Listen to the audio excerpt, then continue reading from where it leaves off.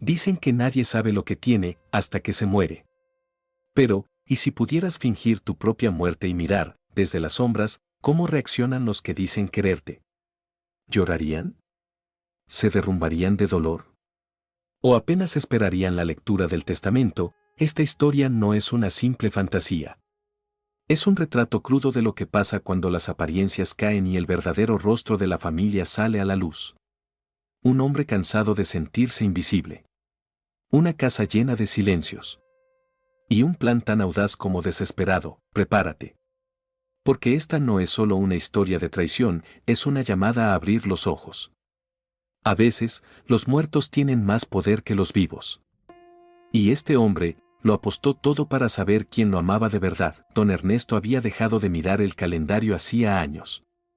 Las fechas ya no importaban. Daba lo mismo que fuera lunes o domingo, la casa estaba en silencio, igual de fría, igual de vacía. A sus 72 años, con el cabello completamente blanco y los huesos que ya no obedecían con la misma rapidez de antes, solo le quedaba la compañía de sus pensamientos y de Marta, su cuidadora. Era un hombre que había trabajado toda su vida, criado 2 hijos y enterrado al amor de su vida hacía más de una década. Viudo desde entonces, había aprendido a convivir con la soledad. Pero una cosa era estar solo, y otra muy distinta era sentirse ignorado por los que, en teoría, aún te aman. Julia, su hija mayor, era ejecutiva de una empresa de cosméticos. Siempre iba a verlo con prisa, con el teléfono en la mano, con el gesto tenso. Se sentaba 5 minutos, preguntaba si necesitaba algo, y salía corriendo con una sonrisa que no llegaba a los ojos. Marcos, el menor, aparecía una vez al mes, con excusas torpes, olor a colonia cara y promesas que se olvidaban en cuanto cerraba la puerta. Ernesto notaba cada detalle. La forma en que sus nietos ya no lo saludaban con entusiasmo. El tono condescendiente que usaban cuando hablaban con él, como si fuera un mueble viejo al que se le tiene cariño, pero que estorba. Empezó a ver patrones. Las visitas se intensificaban cuando alguien necesitaba dinero. O cuando se acercaba su cumpleaños. Nunca más allá de eso, y entonces, una tarde cualquiera, mientras observaba desde la ventana cómo las hojas caían en el jardín que solía cuidar con tanto esmero, algo se rompió en su interior. No fue rabia. Fue un vacío. La certeza dolorosa de que lo veían más como una cuenta bancaria con patas que como un padre. Como un trámite al que debían acudir cada cierto tiempo para no parecer crueles. Ese día, no dijo nada. Solo se quedó más tiempo del habitual en el sillón del pasillo, en silencio, sin prender la televisión, sin abrir el periódico. Marta lo miraba desde la cocina, preocupada. Lo conocía bien. Sabía que ese mutismo no era normal. ¿Está todo bien, don Ernesto?, preguntó ella, acercándose con una taza de té. Él levantó la vista, lentamente. Y por primera vez en años, no le respondió con evasivas. ¿Sabes qué creo, Marta? Que estoy muerto en vida. Solo que nadie ha tenido la decencia de avisarme. La frase quedó suspendida en el aire, como una confesión sagrada. Marta se sentó a su lado. No dijo nada. A veces, el silencio es la única respuesta posible ante ciertas verdades. Los días siguientes, Ernesto los pasó con una quietud aún más profunda. Pero su mente no descansaba. Empezó a anotar cosas en un cuaderno. A observar cada gesto, cada frase de sus hijos cuando llamaban. Se convirtió en una especie de detective de su propia existencia. Y cuanto más observaba, más se convencía de que ya no lo veían como un ser humano, sino como un obstáculo que debía desaparecer. Una tarde, escuchó a Marcos decir al teléfono, sin saber que él estaba detrás de la puerta: sí, sí, cuando papá ya no esté, esa casa será una mina de oro. Está en una zona carísima. Yo no pienso compartirla con Julia. Eso sí. Ernesto no reaccionó de inmediato. Solo cerró la puerta con cuidado y se fue a su habitación. Esa noche no durmió. Se quedó mirando el techo hasta el amanecer. Algo dentro de él ardía con fuerza. No era dolor. Era una chispa. Una necesidad visceral de hacer algo, de tomar el control por última vez. ¿Y si se iba? ¿Y si desaparecía sin dejar rastro? ¿Qué harían? ¿Llorarían de verdad?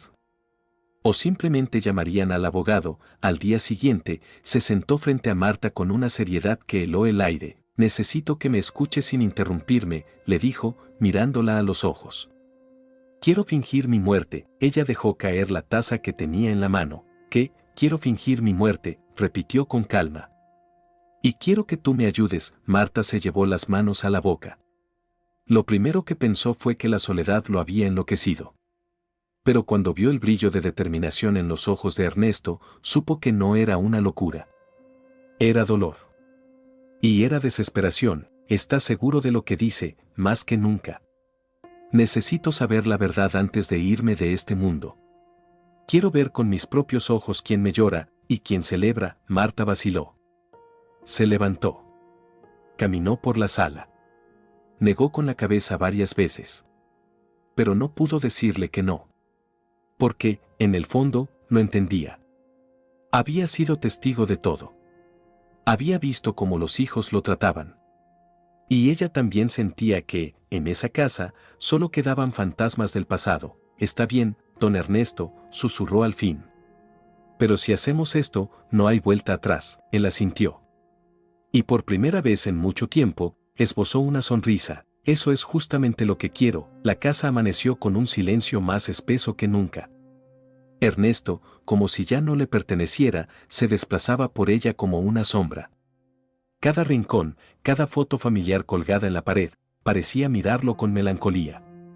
Marta había accedido, sí, pero aún no sabía cómo llevarían a cabo algo tan delicado. Vamos a necesitar a alguien de confianza, dijo ella mientras preparaba el desayuno que él ya no comería. Tengo a alguien en mente, respondió Ernesto, sacando una tarjeta del cajón del escritorio. Era el contacto del abogado Ramírez, un viejo amigo de juventud, retirado pero aún dispuesto a hacer favores que no figuraban en ningún código de ética.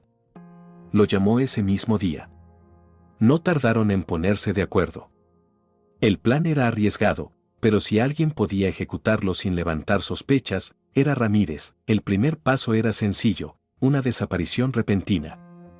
Ernesto fingiría una caída durante un paseo matutino en la sierra cercana. Marta lo llevaría en secreto a una cabaña aislada, propiedad de Ramírez, y ahí se quedaría durante los días más críticos, mientras corría la noticia de su muerte. No será fácil, don Ernesto, advirtió Ramírez durante una visita clandestina. Una vez que esto comience, no habrá marcha atrás. Tendrán que organizar un funeral sin cuerpo. Una muerte natural sin demasiadas preguntas. Eso me da igual, respondió Ernesto, tajante. He vivido ignorado. Morir sin testigos no me parece muy distinto a cómo me tratan ahora. Ramírez lo miró con una mezcla de respeto y lástima. Aceptó ayudar. Lo harían parecer un infarto. Solo quedarían las palabras de Marta y el testimonio del abogado. Un informe médico falso, una esquela modesta en el periódico local, y listo, el hombre habría dejado este mundo. Marta, sin embargo, se debatía entre la lealtad y el miedo. Se preguntaba si todo aquello era correcto. ¿Estaba traicionando a los hijos al participar en algo así? ¿O estaba haciendo justicia por un hombre que lo había dado todo y ahora era tratado como un mueble? La noche antes de que iniciaran el plan, Marta se sentó al pie de la cama de Ernesto. Llevaba los ojos llenos de preocupación. Y si se sale todo de control, no te preocupes por mí. Ya estuve muerto por dentro mucho tiempo. Esto solo es formalizar lo que todos ya creen, y con eso, al amanecer del día siguiente, salieron de la casa sin que nadie los viera. Marta condujo hasta la cabaña. Ramírez ya esperaba allí con víveres, un colchón cómodo y una televisión antigua. Ernesto se acomodó con la calma de quien empieza una nueva vida, aunque fuera en las sombras. Mientras tanto, Marta regresó a casa y comenzó a montar la escena. Una llamada fingida a emergencias. Un llanto contenido al teléfono. Y luego, la noticia: don Ernesto ha fallecido esta mañana mientras caminaba por la sierra. Marta lo encontró ya sin vida. El médico certificó muerte natural. No habrá autopsia. En cuestión de horas, Julia y Marcos estaban al tanto. El teléfono no paraba de sonar. Llamadas frías. Reacciones medidas. ¿Ninguna lágrima al otro lado de la línea, cuando es el funeral? Preguntó Julia, casi como quien agenda una reunión más. en 2 días, respondió Ramírez. Solo será un acto simbólico. Él pidió ser cremado y que no se exhibiera su cuerpo. Claro, como era tan discreto, dijo Marcos, y no se molestó en disimular un suspiro de alivio. Al día siguiente, Julia llegó a la casa. No sola. Traía consigo una lista de asuntos urgentes que revisar, cuentas bancarias, propiedades, documentos. Marta la recibió con rostro sereno, fingiendo el dolor que ya no le creían capaz de sentir. ¿Dónde guardaba el testamento? Eso lo tiene el abogado Ramírez, respondió Marta con firmeza. ¿Y las joyas de mamá? No se ha tocado nada, Julia asintió, pero su mirada ya barría la sala con el ojo de una inspectora. Subió al cuarto de Ernesto y comenzó a revisar cajones. Todo lo hacía con guantes quirúrgicos, no por precaución sanitaria, sino por codicia profesional. Marcos llegó 1 hora después, con su pareja nueva, una mujer mucho más joven que él, y con un perfume que invadía los pasillos como si fuera una declaración de conquista. Oye, Julia, le dijo en voz baja, después del funeral hay que hablar de vender esta casa. Tiene mucho valor en esta zona, no seas tan directo, respondió ella, pero no lo desmintió. A kilómetros de distancia, en la cabaña oculta, Ernesto veía todo. Marta había instalado cámaras discretas. Grababa cada conversación, cada gesto y cada frase que confirmaba lo que él tanto temía. Su ausencia no provocaba duelo. Solo apuro. Esa noche, Ernesto lloró. No de tristeza, sino de una amarga confirmación. No se había equivocado. No era un anciano paranoico.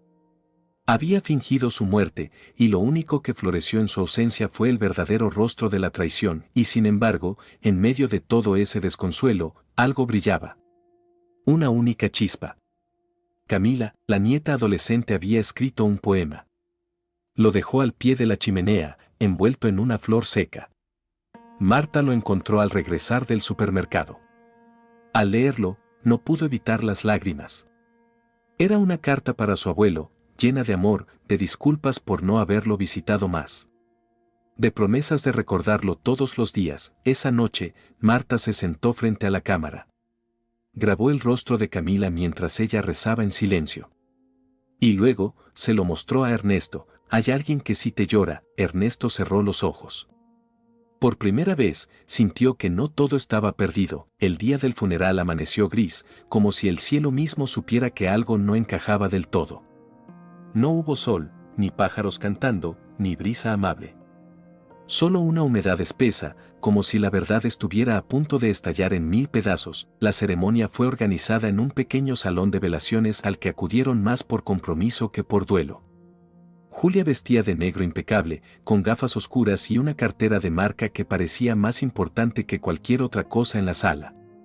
Marcos, por su parte, llegó tarde, mascando chicle, con su camisa a medio abotonar y hablando por el móvil hasta segundos antes de entrar. Camila estaba sentada en la primera fila, sola.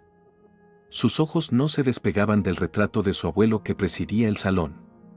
Tenía la mirada hinchada, el alma hecha nudos. Llevaba en el bolsillo el poema que había escrito y que aún no se atrevía a leer en voz alta. Teresa, la expareja de Ernesto, también apareció sin avisar. Se sentó discretamente al fondo, con el rostro serio y una flor en la mano. No buscaba llamar la atención. Solo necesitaba estar allí. Porque a pesar de todo lo que los había separado en el pasado, había sido la única que lo había amado de verdad. El abogado Ramírez presidía la ceremonia con un discurso leído, breve, técnico, sin adornos emocionales. Habló de la vida de Ernesto como si se tratara de un currículum, años de servicio, propiedades, un hombre correcto, puntual y buen padre. Ni una palabra sobre su soledad. Ni una frase que hiciera vibrar el aire con emoción verdadera. Julia aprovechó el momento en que todos estaban distraídos para sacar de su bolso una carpeta.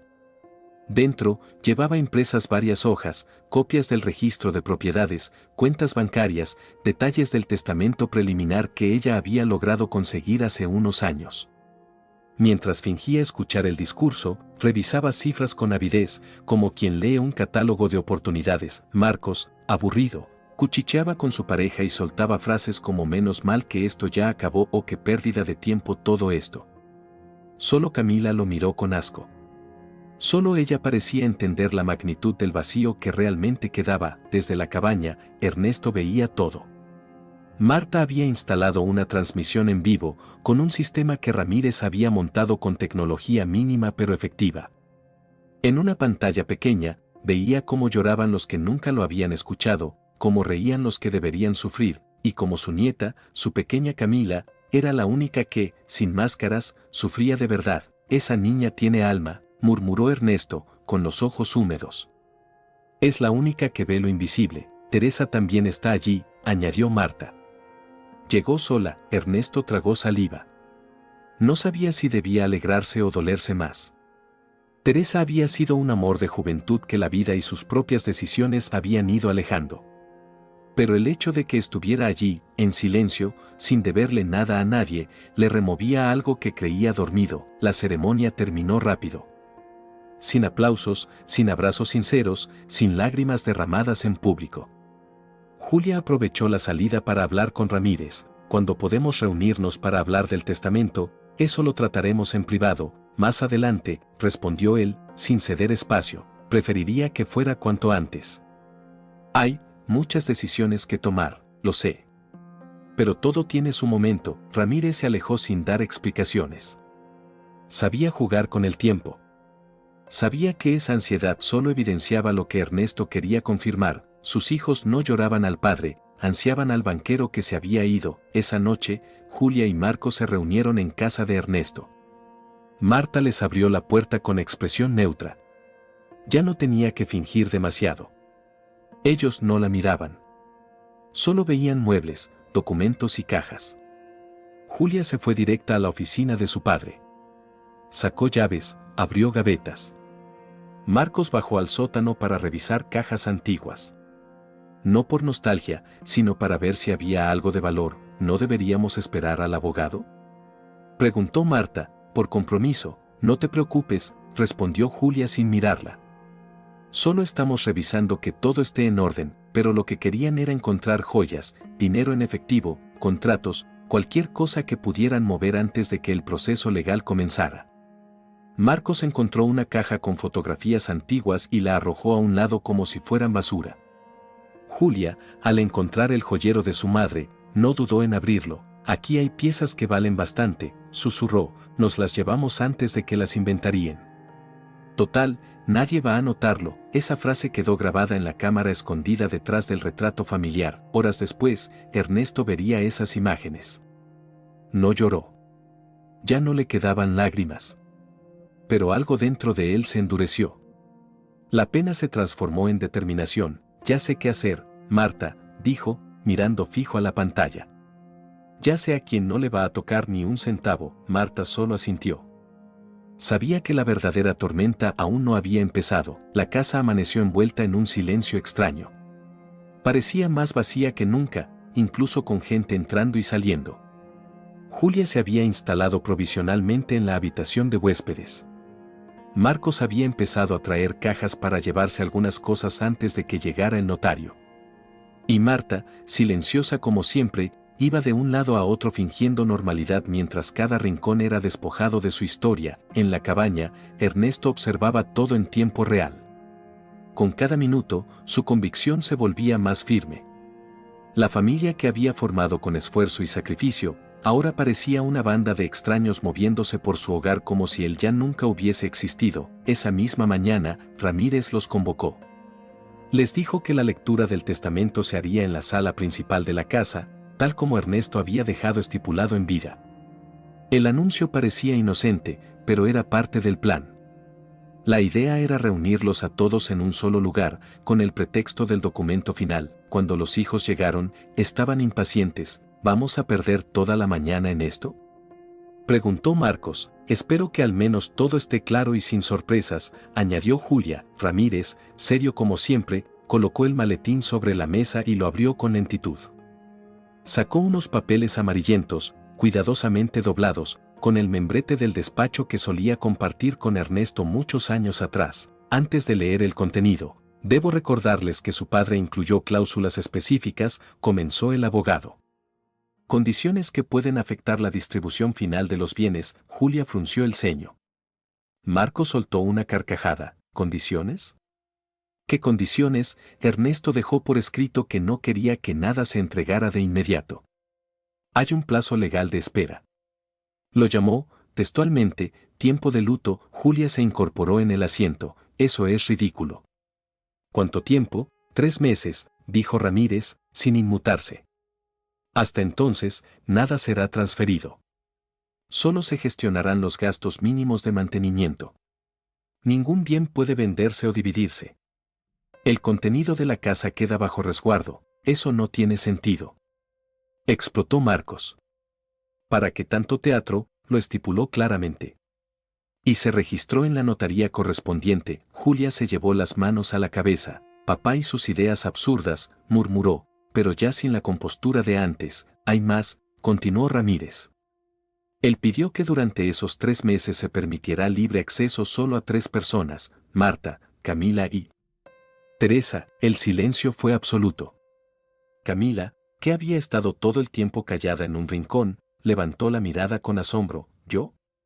Susurró. Sí, respondió Ramírez, mirándola con una leve sonrisa. El señor Ernesto consideraba que eras la única en la familia que lo visitaba por amor, no por obligación. Julia se levantó de golpe. Esto es una broma, está todo aquí, dijo Ramírez, señalando los documentos.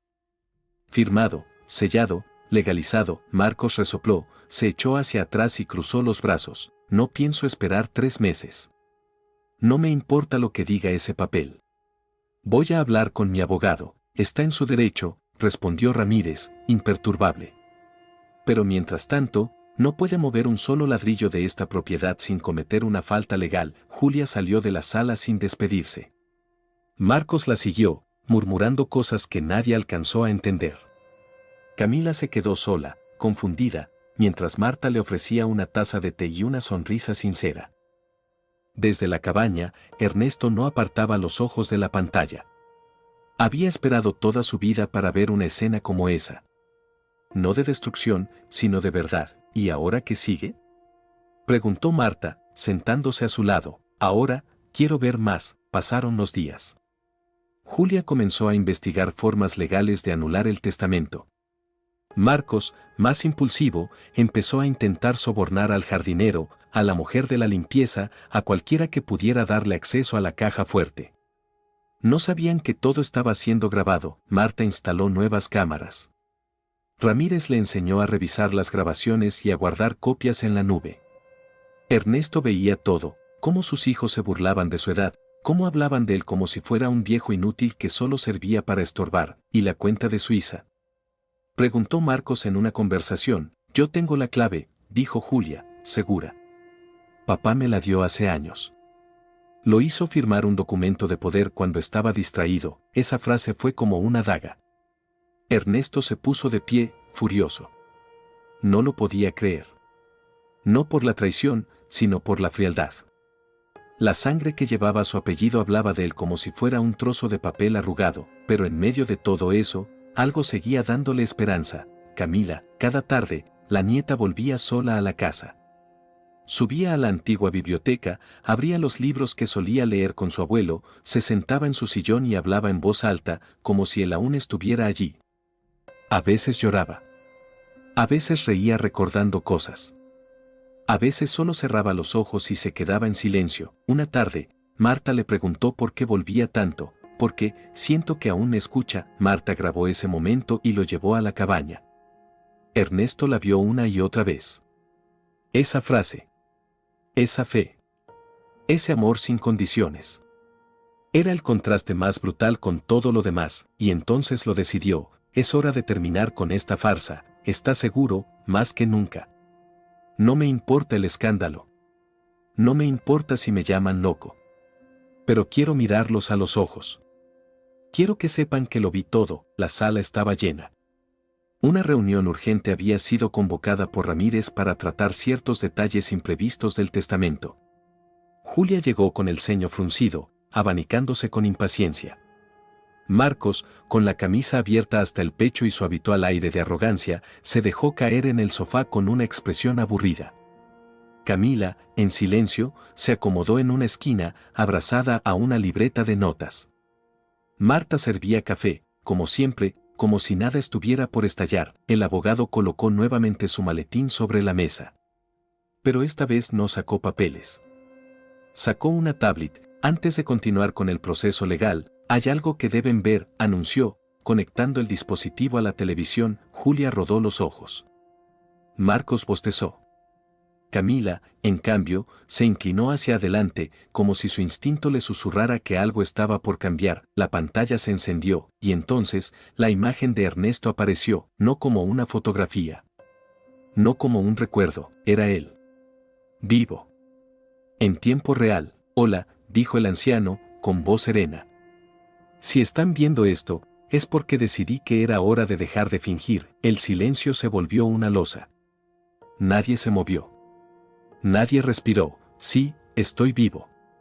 Y sí, fingí mi muerte. No por locura, no por capricho. Lo hice porque necesitaba saber la verdad. Ver con mis propios ojos quién me amaba y quién solo esperaba mi último suspiro para quedarse con mis cosas. Julia se puso de pie como impulsada por un resorte. ¿Qué demonios es esto? Esto es ilegal. Es una trampa. Tranquila, Julia, dijo Ernesto desde la pantalla, como si supiera exactamente cómo reaccionaría. Todo fue documentado. Todo fue legal. Mi abogado está al tanto desde el principio. Y cada uno de ustedes fue grabado durante este luto. Marcos se puso de pie también, con los puños apretados. Estás enfermo, viejo. Eso es manipulación, repitió Ernesto. ¿Así le llamas a escuchar cómo planeabas vender mi casa antes de que se enfriara mi supuesto cadáver? ¿O cómo buscabas la caja fuerte sin una sola lágrima? Julia temblaba. Buscaba con la mirada una salida. Una explicación. Algo, pero Ernesto no había terminado. Vi cómo revolvían mi casa como si fuera un botín. Cómo hablaban de mí como un estorbo. Vi cómo trataban a Marta como si fuera una sirvienta. Y lo que es peor, supe que me traicionaron desde antes de morir. Camila ya no podía contener las lágrimas. Miraba a la pantalla con una mezcla de alivio y tristeza, pero también vi lo que aún vale la pena, dijo Ernesto, su voz quebrándose apenas. Vi a Camila rezando por mí cada día. Vi a Marta cuidando mis cosas con respeto. Vi a Teresa dejar una flor sin esperar nada a cambio. Ustedes tres son los únicos que aún tienen corazón. De pronto, se abrió la puerta de la sala y allí estaba el Ernesto. De pie. En carne y hueso, llevaba un bastón, pero su postura era firme. Tenía los ojos vidriosos, pero la mirada encendida. Marta lo acompañaba, conteniendo el llanto. El aire se cortó como un vidrio estallando. Estoy aquí, dijo él. Vivo. Y cansado, Julia se tambaleó hacia atrás. Marco simplemente se sentó, con la boca abierta. Ninguno de los dos sabía qué decir. ¿Creían que no lo iba a descubrir? Continuó Ernesto. Que moriría sin saber la verdad. Julia rompió en llanto, pero no era dolor. Era vergüenza. Papá, no me llames así. Ya no sé si mereces ese derecho. Camila se levantó. Caminó hacia él con pasos vacilantes. Y al llegar, lo abrazó. Fuerte. Como si no quisiera soltarlo nunca más. Sabía que no te habías ido, susurró ella. Y tú eres la razón por la que volví, respondió Ernesto, acariciándole el cabello. Ramírez, firme pero conmovido, dio un paso al frente. A partir de ahora, todas las decisiones relacionadas con bienes, testamento y herencia serán revisadas. Ernesto desea hacer modificaciones. Julia gritó, no puedes cambiarlo así como así. Ernesto la miró con una calma helada. Claro que puedo. Porque aún estoy vivo. Y porque ahora sé a quien no le dejaría ni el polvo de mis zapatos. Marcos se puso de pie y se fue sin decir palabra. Julia lo siguió, pero antes de salir, se giró una última vez. ¿Sabes qué? Quédate con todo. Pero te vas a quedar solo. Como siempre, Ernesto la miró en silencio. Ya no necesitaba responder, la puerta se cerró, y lo que quedó dentro, fue paz. Por primera vez en años, Ernesto respiró sin culpa. Camila lo tomó del brazo. Marta lo acompañó hacia la cocina. El futuro podía esperar. Esa misma noche, la casa parecía distinta. No por la decoración ni por el mobiliario, sino por la ausencia de las voces que antes contaminaban cada rincón con codicia y falsedad. Julia y Marcos ya no volverían. Al menos, no por voluntad propia. Y eso, lejos de entristecer a Ernesto, le provocaba una extraña sensación de alivio, como si se hubiera quitado una carga invisible de los hombros, sentado en su antiguo sillón, con una manta sobre las piernas y una taza de té caliente en las manos. Ernesto observaba cómo Marta y Camila conversaban en la cocina, riendo por primera vez en semanas. Era una escena simple, cotidiana. Pero para él era más valiosa que todos los homenajes hipócritas que podrían haberle hecho después de muerto. Al día siguiente, convocó a Ramírez. Esta vez, no habría simulacros. Ni cámaras. Ni actuaciones. Quiero rehacer el testamento, dijo, firme, mientras firmaba los papeles anteriores para anularlos, y como quiere proceder esta vez, Ernesto respiró hondo. Quiero que todo quede claro.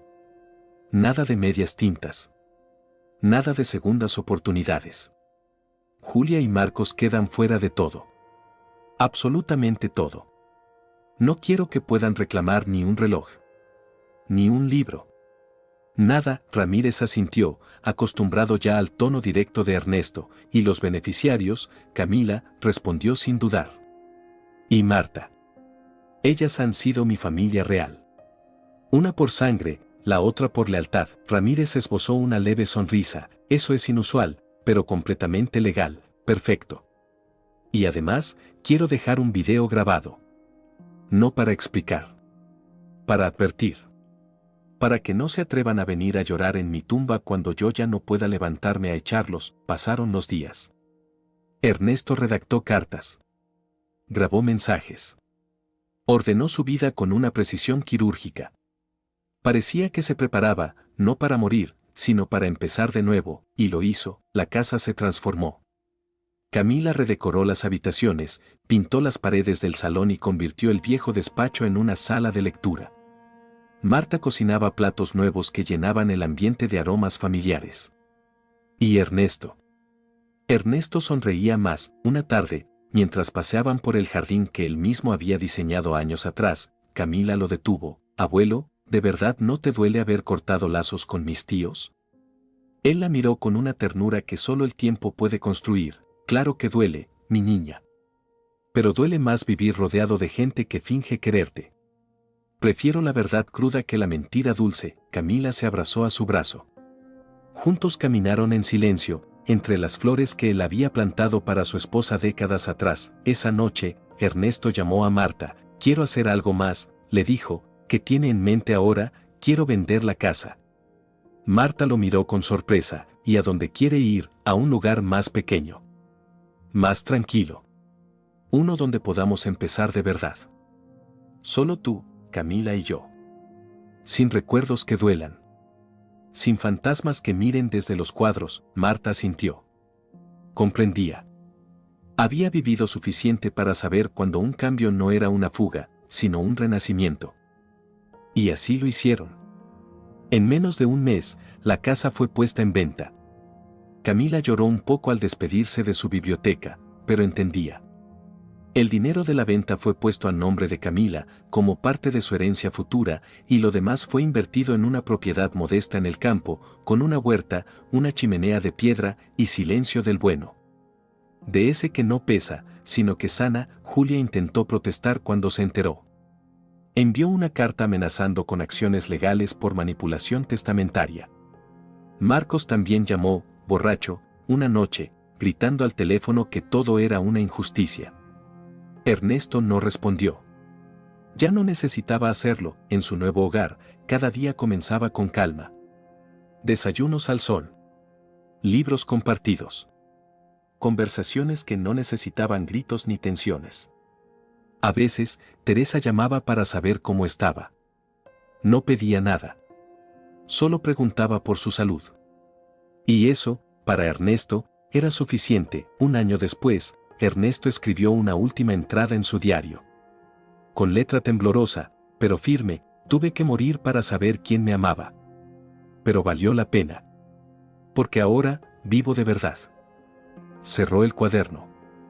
Lo colocó en una caja con el nombre de Camila. Y salió a regar el jardín. Los días ya no le parecían largos, el silencio, por fin, era un amigo. Los últimos meses fueron los más plenos que Ernesto había vivido en años. Y no se debía a ningún lujo, ningún viaje, ni ninguna gran celebración. Su vida, ahora, estaba hecha de pequeños rituales que le daban sentido a cada jornada: el olor del pan tostado por la mañana, los paseos con Camila al atardecer, las conversaciones pausadas con Marta después de cenar. En esa casa sencilla, rodeado de árboles y silencio real, Ernesto había redescubierto la vida. No la que se mide en bienes o en aplausos, sino en afectos genuinos. Era como si todo el ruido del pasado se hubiera disuelto al fin, y lo único que quedara fuera lo esencial. Camila pasaba las tardes leyendo en el porche. Marta plantaba hierbas aromáticas en el jardín trasero. Ernesto escribía. Lo hacía sin pretensión, solo para no dejar que los pensamientos se quedaran atrapados en su mente. A veces escribía cartas para su nieta. Otras veces solo reflexiones sobre lo que había aprendido fingiendo estar muerto. La muerte te enseña cosas que la vida no se atreve a decirte, escribía en una de esas páginas. Pero qué ironía, para sentirme vivo tuve que dejar de existir por un tiempo. Los domingos eran sagrados.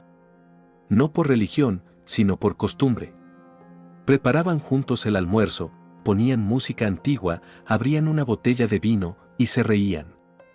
Sí, reían. Incluso Marta, que antes tenía la risa seca de quien ha servido siempre a otros, ahora dejaba escapar carcajadas auténticas, sin miedo ni vergüenza. Camila, por su parte, florecía. Ya no era la adolescente callada que se refugiaba en poemas y silencios. Se había convertido en una joven fuerte, con ideas propias y una ternura que no era debilidad, sino coraje. Cada día demostraba que el amor no es algo que se exige, sino que se elige dar. Una tarde, mientras caminaban juntos por un sendero de tierra bordeado de lavandas, Camila le hizo una pregunta que Ernesto no esperaba. Abuelo, si volvieras a tener la oportunidad, ¿harías todo de nuevo? Él se detuvo, apoyándose en el bastón, y la miró con esa serenidad que solo tienen los que ya no deben nada al mundo. Sí, respondió, sin dudar. Incluso el dolor. Incluso el engaño. Porque sin eso, no habría llegado aquí. No te habría descubierto a ti. No habría entendido quién soy de verdad. Camila sonrió. Lo abrazó por el brazo. Siguieron caminando en silencio, pero en los días siguientes, Ernesto empezó a cansarse más de lo habitual. Marta lo notó primero. Le costaba levantarse. Dormía más horas. Tenía una tos persistente. Camila insistió en llevarlo al médico. Él accedió, sin resistencia. El diagnóstico no fue agresivo, pero tampoco alentador. Su corazón, tras años de desgaste emocional y físico, estaba agotado. No era una emergencia, pero tampoco había cura. Cuando salieron de la consulta, Ernesto se sentó en un banco del jardín del hospital y les pidió que no lloraran. No vine a esta vida para durar eternamente, dijo. Vine para aprender y para amar. Y ya cumplí. Marta le apretó la mano. Camila, con lágrimas contenidas, le prometió que aprovecharía cada minuto que les quedaba. Durante las semanas siguientes, Ernesto dejó todo preparado. No como un trámite, sino como un acto de amor. Escribió cartas para Camila, una para cada cumpleaños hasta que ella cumpliera 30 años. Grabó mensajes para Marta, con anécdotas, consejos y agradecimientos. Incluso preparó una lista de libros recomendados, con pequeñas notas personales. La última noche, se sentó en la sala. Marta a un lado. Camila, al otro. ¿Saben qué es lo más curioso de todo esto?, preguntó, con una sonrisa cansada. ¿Qué? Dijo Marta, que tuve que fingir morir, para empezar a vivir. Ninguna respondió. Solo lo abrazaron. Esa madrugada, Ernesto se fue. Dormido. Sin dolor. Con el rostro en paz, el amanecer llegó silencioso. Camila no lloró enseguida. Solo se quedó a su lado, en la silla, leyendo en voz baja uno de sus poemas preferidos. Marta llamó al médico, al abogado, al notario. Todo fue simple, sin lujos, como él lo había pedido. Días después, en una pequeña ceremonia, solo con ellas presentes, Marta leyó en voz alta las últimas palabras que Ernesto había escrito. La vida es un teatro donde todos fingimos algo. Yo fingí estar muerto, para ver quién estaba vivo de verdad. Y ahora que partí, me voy tranquilo. Porque supe, al fin, quién merecía mi último acto. Camila colocó una flor sobre su tumba. No blanca. Roja. Viva, volvieron a casa. La misma casa pequeña, la misma chimenea. Camila estudió literatura. Escribió su primer libro años después. Lo tituló El silencio de los vivos, y en la dedicatoria decía, a mi abuelo, que me enseñó que el amor no se hereda, se gana. Gracias por quedarte hasta el final de esta historia. Si te tocó el corazón, déjame un comentario contándome desde dónde estás viendo este video y cuál es tu nombre. Me encantará leerte. No olvides suscribirte al canal y activar la campanita de notificaciones para no perderte los próximos relatos. Aquí las historias no solo se cuentan, se sienten. Nos vemos en la siguiente.